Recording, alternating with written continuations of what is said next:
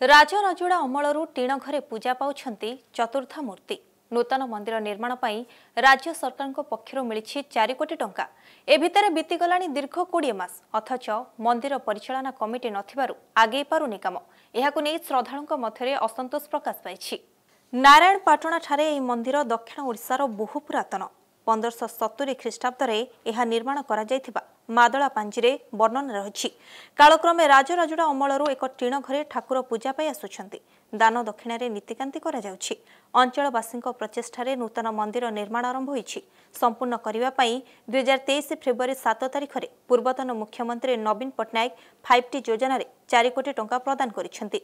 पूर्त विभाग अधीन ए कामर टेंडर करा जायछि। जयपुर सहरर जड़े ठिकादार निर्माण पाई टेंडर पाइछंती। हेले मंदिर परिचालना कमिटी नथिबारु काम त्वरान्वित होई पारुनी बोली विभागीय जंत्री और ठिकादार कहिसेंती। मंदिर निर्माण कमिटी रहिछि। उक्त कमिटी सदस्यंक मध्यरे समन्वय रहुनी। एणु निर्माण में बाधा सृष्टि होतिबा विभागीय अधिकारी कहिसेंती। एहारि भितरे 20 मास बीती जाइथिले सुधा काम आगे पारुनी। ब्लॉक अध्यक्ष गालादी त्रिनाथ कार्य त्वरान्वित पाई अभियोग शुणाणी प्रकोष्ठ में जिलापालଙ୍କ दृष्टि आकर्षण करिसेंती। तुरंत स्थायी समाधान करने निवेदन करिसेंती।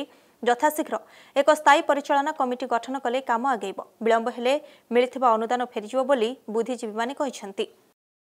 हमर कागज रे लिखा हिची जे ये होची 1570 मसिया श्री जगन्नाथ मंदिर नारायणपाटना, किंतु मोर मने हुए आमे कागज रे देखिछु वर्तमान 1570 ता पूर्वरु भी हेई थाई पारे बोली मने होची। ताळपथी भी थाई पारे, किंतु कागज रे आमे पढिछु वर्तमान भी लिखित अछि 1570 मसिया नारायणपाटना जगन्नाथ मंदिर।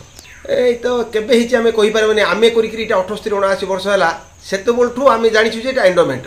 ता पूर्वरु रजांकर थिला मने होची। रजांकर सब जिंस रची रजा करिथिले आउ तार जमी बाडी कोन अछि कि नै से भी वर्तमान आमे जानिनु, किंतु मने हुए जे अछि बोधे माने 1570 मसिया ठाकुर आउ ठाकुर वर्तमान पर्यंत नवकलवर हैनांती। आउ यात्रा भी एठी भलो हुए आउ लोकंक सहयोग रे आउ एंडोमेंट ऑफिसर ना कोरापुट तहसीलदार से तांकर किछि सहयोग रे लोकंक सहयोग रे रथ यात्रा हुए।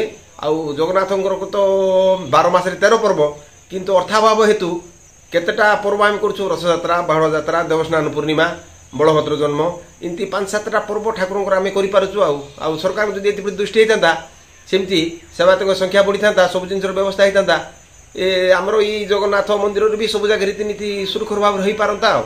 खूब कम समय एभली गुरुत्वपूर्ण खबर जानिबाकू देखुथांतु प्रमय न्यूज़ 7 डिजिटल।